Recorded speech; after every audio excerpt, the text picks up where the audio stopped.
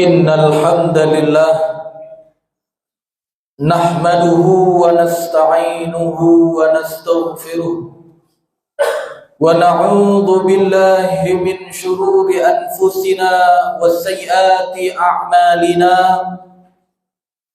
من يهده الله فلا مضل له ومن يضلل فلا هادي له أشهد أن لا إله إلا الله وحده لا شريك له وأشهد أن محمدا عبده ورسوله اللهم فصل وسلم على هذا النبي الكريم وعلى آله وأصحابه ومن دعا بدعوته ومن اتبع سنته إلى يوم الدين أما بعد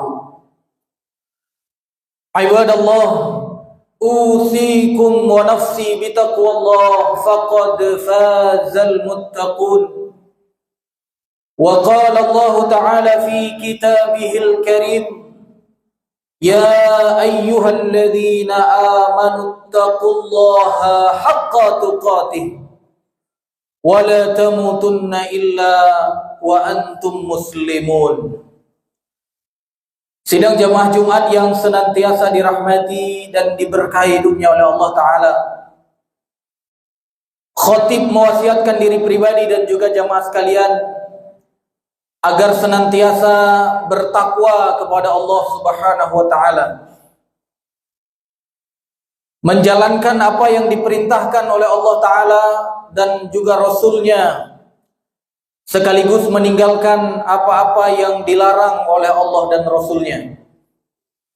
Dan mudah-mudahan ibadah Jumat kita pada hari ini menjadi salah satu wasilah terjadinya peningkatan takwa kita di hadapan Allah Ta'ala. Jamaah yang dirahmati Allah, disebutkan oleh para ulama ada kejadian-kejadian istimewa yang terjadi pada manusia. Setidaknya ada 4 kejadian istimewa yang disimpulkan oleh para ulama pada manusia. Yang pertama adalah kejadian istimewa yang terjadi pada para rasul dan anbiya. Disebut kejadian istimewa pada mereka itu adalah mukjizat. Yang kedua adalah kejadian istimewa yang terjadi pada wali Allah Ta'ala. Mereka bukan nabi dan bukan rasul, tapi wali Allah Ta'ala. Kejadian istimewa yang terjadi pada mereka disebut dengan karomah. Dan ada kejadian istimewa yang menjadi cobaan untuk kita manusia, yaitu yang terjadi pada tukang sihir, dukun. Kejadian istimewa yang terjadi pada mereka untuk menguji manusia. Ada juga kejadian istimewa yang terjadi pada tukang tipu, seperti Musailamah Al-Kadzab, nabi palsu atau manusia yang mengaku sebagai nabi. Maka ada kejadian istimewa yang terjadi pada orang seperti itu, disebut oleh para ulama sebagai penghinaan untuk penipu tersebut. Nah, jamaah yang dirahmati Allah, hari ini kita tidak membahas secara umum 4 kejadian istimewa yang terjadi pada manusia. Hari ini kita akan bahas 1 kejadian istimewa yang terjadi pada wali Allah, yaitu karomah. Karomah yang terjadi pada wali Allah ditunjukkan oleh Allah di dalam Al-Quran dan juga hadis-hadis Nabi Muhammad SAW. Seperti yang terjadi pada Siti Maryam, ibunda Nabi Isa alaihissalam. Beliau atau ketika di kamarnya beliau diberikan makanan oleh Allah Subhanahu wa Ta'ala di mihrab. Ketika Zakaria masuk dan kemudian menemukan makanan, ditanya, ini makanan dari siapa? Maka Siti Maryam ketika itu mengatakan, Allah yang memberikan kepadaku. Dan ini juga pernah terjadi kepada sahabat Nabi Muhammad SAW yang disebut dengan Khubayb. Jadi Khubayb ini dulu pernah ditawan oleh musyrikin Mekah ketika diutus oleh Rasulullah SAW untuk menjadi mata-mata ketika itu. Dari 10 sahabat ditangkap oleh orang-orang musyrik. Maka ketika Khubayb ini ditawan di Mekah ketika itu dan dilihat oleh salah satu perempuan yang menjaga Khubayb ini, di tangannya ada anggur, padahal tangannya ketika itu sedang diborgor, sedang diikat. Dan di Mekah ketika itu tidak ada anggur, tapi dia terlihat memakan anggur. Maka disebutkan oleh para ulama ini adalah karomah yang diberikan kepada Khubayb, makanan yang diberikan langsung oleh Allah Subhanahu wa taala. Begitu juga kejadian yang disebutkan oleh Allah dalam Al-Quran, misalnya apa yang terjadi pada Ashabul Kahfi. Mereka 309 tahun lamanya tidur, tapi mereka merasakan hanya 1 malam saja atau beberapa hari saja. Karena ketika mereka bangun dan saling menanyakan berapa lama kita di sini, maka mereka mengatakan 1 atau 2 hari saja, padahal mereka sudah tidur 309 tahun, tidak berubah kukunya, tidak berubah rambutnya. Ini karomah yang diberikan oleh Allah Ta'ala kepada walinya di muka bumi. Bahkan kalau kita lihat yang lebih dalam lagi, seperti banyak disebutkan di dalam hadis-hadis yang sahih, Abu Bakar As-Siddiq misalnya. Abu Bakar As-Siddiq ketika memberikan makan kepada tamunya, yang pada dasarnya tamu tersebut disuruh oleh Rasulullah untuk diberi makan. Kata Rasulullah, suatu ketika barang siapa yang di rumahnya ada makanan untuk 2 orang, maka bawalah orang miskin 3 orang ke rumahnya. Barang siapa yang punya makan 3 orang, maka bawalah orang miskin yang ada di Madinah ketika itu, atau yang menjadi ahlu sufah ketika itu, ke rumahnya 4 orang. Maka Abu Bakar As-Siddiq pun membawa atau menyuruh 3 orang sahabat untuk pergi ke rumahnya, dan kemudian disiapkanlah makanan untuk mereka. Karena di rumahnya dia yakin ada makanan untuk 2 orang, maka disuruh ke rumahnya 3 orang. Tapi apa yang terjadi? Ketika Abu Bakar As-Siddiq dan juga tamunya makan makanan yang tadinya cukup untuk 2 orang, untuk 3 orang, tapi kemudian bertambah sampai disebutkan di dalam hadis tersebut itu mencukupi untuk 12 kelompok orang yang makan. Ini adalah karomah yang diberikan oleh Allah kepada Abu Bakar As-Siddiq. Makanan yang diambil, kemudian makanannya bertambah dan terus bertambah. Begitu juga karomah yang disebutkan di dalam hadis sahih, seperti yang terjadi pada Sa'ad bin Abi Waqqas. Ketika itu ada orang-orang yang menuduhnya dia menjadi pemimpin yang salatnya tidak sesuai dengan petunjuk Nabi Muhammad SAW.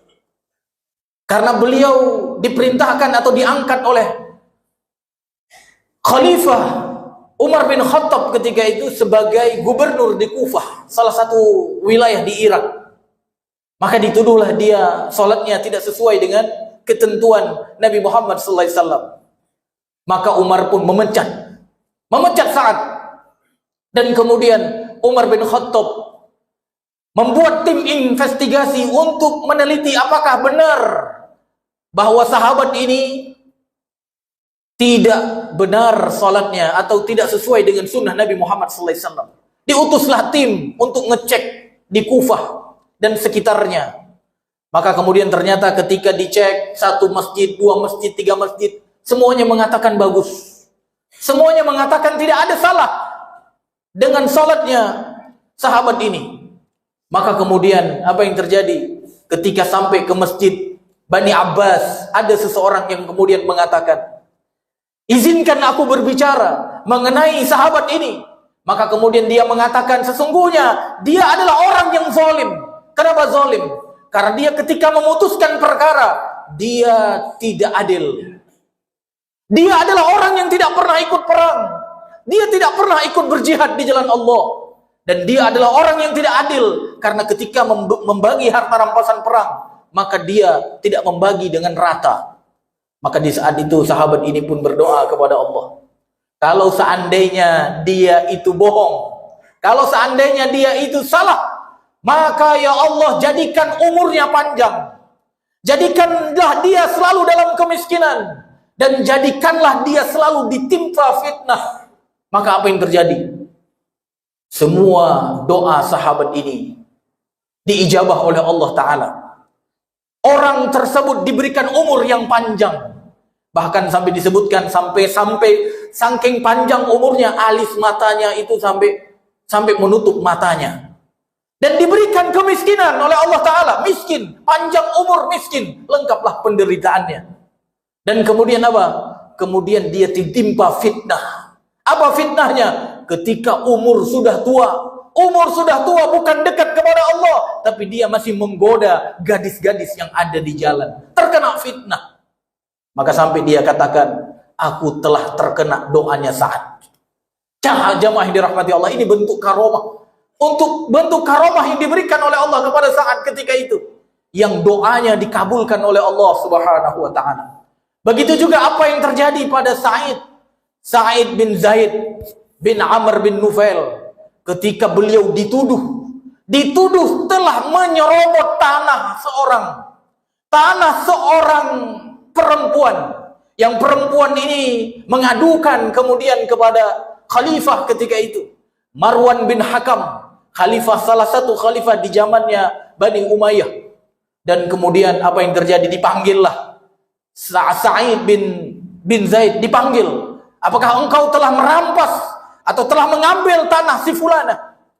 Maka Sa'id bin Zaid ini pun mengatakan, tidaklah mungkin aku mengambil atau menyerobot tanah orang lain, karena aku telah mendengar Rasulullah SAW mengatakan. Lalu kemudian Marwan bin Hakam mengatakan kepada perempuan ini, maka khalifah ini atau Marwan bin Hakam menanyakan kepada Sa'id, apa yang telah engkau dengar dari Rasulullah SAW?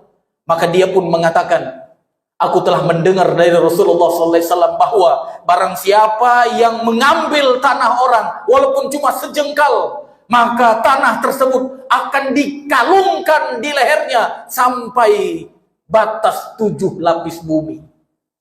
Mana mungkin aku berani menyerobot tanah orang? Maka jemaah yang dirahmati Allah, ketika itu Marwan pun mengatakan, aku tidak butuh lagi bukti-bukti yang lain darimu.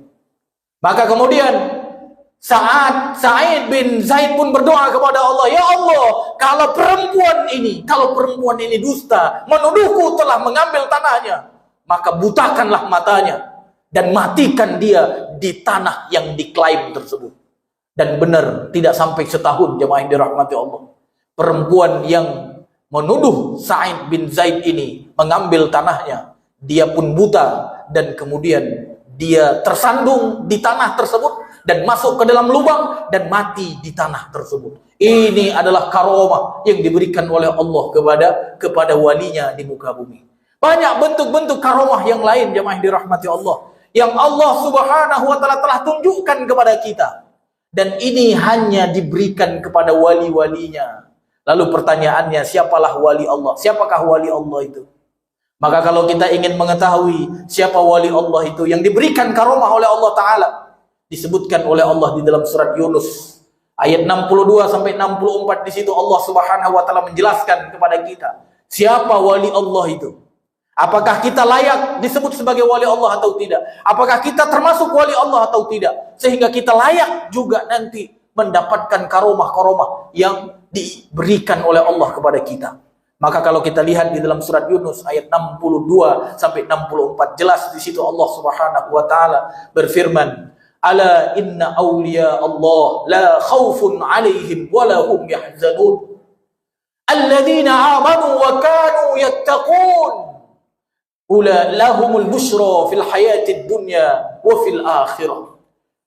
Kata Allah Subhanahu wa Ta'ala di situ, ala inna awliya Allah, ketahuilah sesungguhnya wali-wali Allah itu mereka tidak ada rasa khawatir dan tidak ada rasa takut di dalam hidup mereka. Siapa mereka? Di ayat 63-nya disebutkan, Wali-wali Allah itu adalah orang-orang yang senantiasa beriman kepada Allah. Alladzina amanu wa kanu yattaqun. Dan mereka adalah orang-orang yang senantiasa bertakwa kepada Allah Ta'ala. Jadi orang-orang yang beriman dan orang-orang yang bertakwa, itulah wali Allah Ta'ala. Artinya apa? Kita pun yang hadir pada hari ini, semuanya berpeluang untuk mendapatkan karomah dari Allah Ta'ala. Asalkan apa? Iman kita sempurna dan takwa kita kepada Allah senantiasa meningkat. Kalau Allah ingin memberikan karomah kepada kita, yang bentuknya adalah pertolongan, yang bentuknya adalah pemuliaan dari Allah Ta'ala, tidak ada yang mampu menghalanginya. Maka pastikan jemaah yang dirahmati Allah, kita sempurnakan iman kita. Kita sempurnakan dan terus kita tingkatkan takwa kita kepada Allah. Maka suatu saat insya Allah, Allah akan muliakan kita. Allah akan tolong kita. Bayangkan kalau banyak wali-wali Allah di Indonesia. Apa yang terjadi? Indonesia akan menjadi wilayah yang dimuliakan dan ditolong oleh Allah Ta'ala. Bahkan sampai disebutkan lahumul busyra fil hayatid dunya wa fil akhirah. Bagi mereka itu ada kabar gembira. Bagi wali-wali Allah itu ada kabar gembira fil hayatid dunya wa fil akhirah, di kehidupan dunia dan juga nanti di kehidupan akhirat.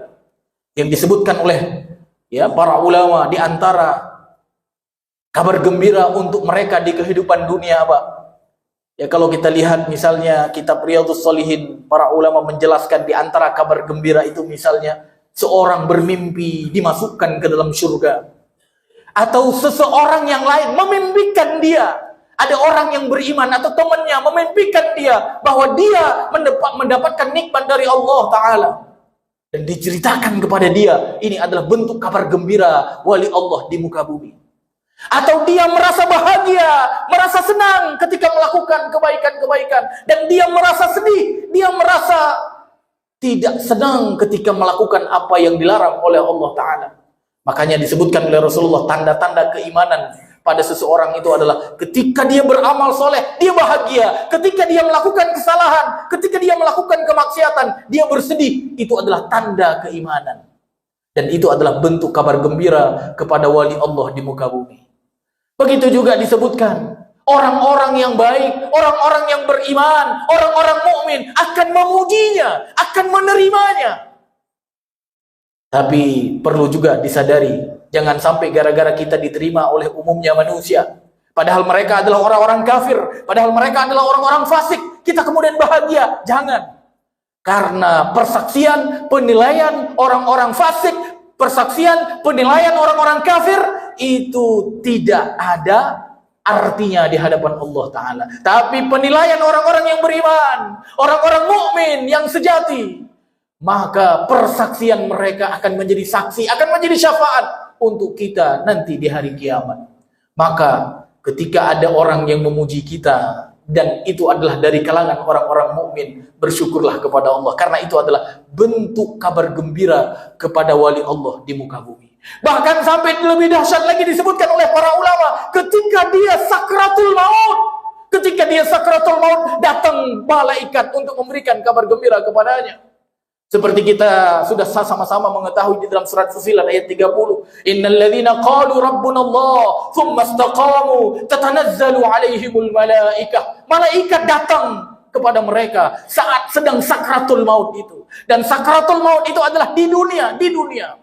Malaikat kemudian mengatakan, "Alla takhafu wa la tahzanu wa abshiru bil jannati allati kuntum tu'adun." Kamu jangan takut, jangan takut. Kamu jangan sedih dengan apa yang kamu tinggalkan. Anakmu masih kecil, atau anakmu miskin, atau istrimu siapa yang kasih makan nanti. Kamu jangan sedih. Wa abshiru bil jannati. Dan kemudian dikabarkan kepada mereka surga yang telah dijanjikan kepadanya. Jamaah yang dirahmati Allah, ini adalah kabar gembira yang diberikan oleh Allah kepada wali-walinya di muka bumi. Maka pastikan jamaah yang dirahmati Allah, semua kita punya keinginan untuk meningkatkan iman, menyempurnakan iman dan ketakwaan kita di hadapan Allah Ta'ala. Sehingga kalaupun kita tidak diberikan karomah secara langsung, minimal diberikan kabar-kabar gembira yang telah kita sebutkan tadi. Dimimpikan kita masuk dalam surga. Atau ada orang yang memimpikan kita mendapatkan kebaikan. Kita disenangi oleh orang-orang yang beriman. Kita berbahagia ketika melakukan kebaikan. Dan kita sedih ketika melakukan kemaksiatan. Dan apalagi nanti ketika sakratul maut, malaikat datang kepada kita. Dan di saat itu mereka memberikan kabar gembira kepada kita. Kamu jangan takut, kamu jangan sedih. Berbahagialah dengan surga yang telah disiapkan oleh Allah untukmu. Apalagi kalau kita lihat di akhir surat Al-Fajr itu. Ya ayyatuhan nafsul mutmainnah, irji'i ila rabbiki radiyatan mardiyah. Jadi ketika kita sedang sakaratul maut, kita dipanggil oleh malaikat, ruh kita dipanggil oleh malaikat, keluarlah kamu menuju ridhonya Allah Subhanahu wa taala. Itu adalah kabar gembira untuk wali Allah di muka bumi. Dan juga nanti di hari akhir tentunya ketika kita dimasukkan ke dalam kubur, nanti kita akan diteguhkan oleh Allah untuk menjawab pertanyaan mungkar nakir. Itu juga kabar gembira yang diberikan untuk walinya di hari akhirat. Mudah-mudahan jemaah yang dirahmati Allah, kita semua yang hadir pada hari ini punya keinginan untuk menjadi wali-wali Allah, sehingga kita semua mendapatkan kabar gembira yang sudah kita sebutkan baik di dunia maupun di hari akhirat nanti. Dengan cara apa? Sempurnakan iman dan tingkatkan ketakwaan di hadapan Allah Subhanahu wa taala. Barakallahu li wa lakum fil Qur'anil azim wa nafa'ani wa iyyakum bima fihi minal ayati wa dzikril hakim wa taqabbala minni wa minkum tilawatahu innahu huwas samiul alim.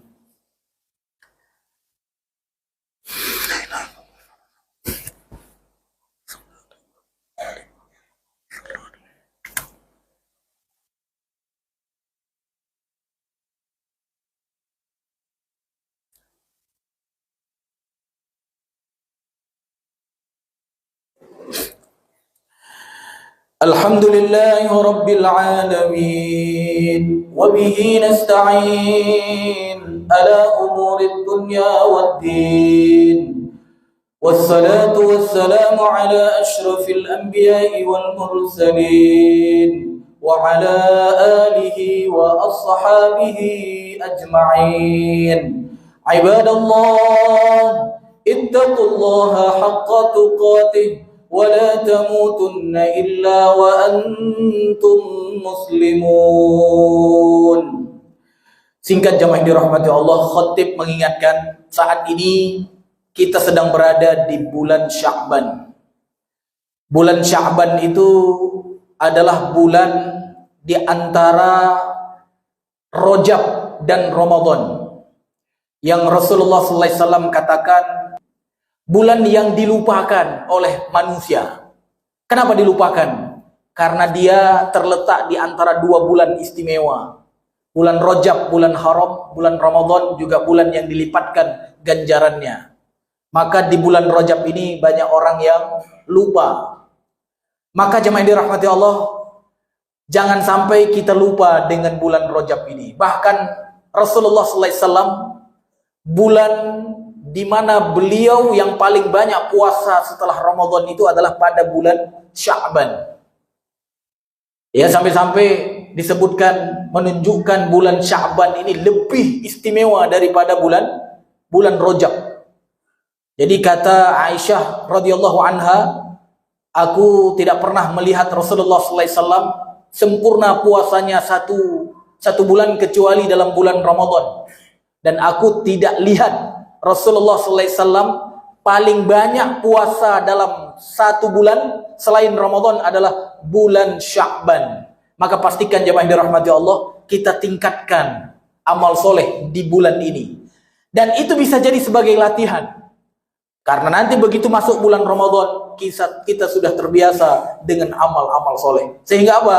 Nanti di bulan Ramadan kita tidak seperti memulai baru. Karena biasanya sesuatu yang dimulai dengan yang baru itu akan sulit bagi kita. Kalau kita sudah berlatih puasa, kita sudah berlatih sedekah, kita sudah berlatih salat malam, kita sudah berlatih baca Al-Quran, kita sudah berlatih sedekah, kita sudah berlatih semua amal soleh, maka insya Allah nanti di bulan Ramadan kita akan mudah melakukannya. Maka mudah-mudahan jemaah yang dirahmati Allah, khutbah singkat ini menjadi manfaat untuk diri khatib dan juga jamaah sekalian, sehingga kita semua menjadi orang-orang yang sempurna imannya dan meningkat takwa kita di hadapan Allah, sehingga kita mudah-mudahan diberikan karomah oleh Allah, ataupun kalaupun tidak diberikan karomah dengan nyata, minimal kita nanti diberikan kabar-kabar gembira oleh Allah Subhanahu wa taala, baik di kehidupan dunia maupun di kehidupan akhirat kelak. Inna Allah wa malaikatahu yusalluna 'alan nabi ya ayyuhalladzina amanu sallu 'alaihi wa sallimu taslima. Allahumma salli ala Muhammad wa ala ali Muhammad kama sallaita ala Ibrahim wa ala ali Ibrahim innaka Hamidum Majid. Allahumma ighfir lil muslimina wal muslimat wal mu'minina wal mu'minat al ahya'i minhum wal amwat bi rahmatika ya arhamar rahimin. Rabbana hab lana min azwajina wa dhurriyyatina qurrata a'yun waj'alna lil muttaqina imama. Allahumma ballighna Ramadan, Allahumma ballighna Ramadan. Ya muqallibal qulub thabbit qulubana ala dinik. Ya musarrifal qulub sarrif qulubana ila ta'atik. اللهم انصر إخوان المجاهدين في كل مكان. ربنا آتنا في الدنيا حسنة وفي الآخرة حسنة وقنا عذاب النار. أقم الصلاة.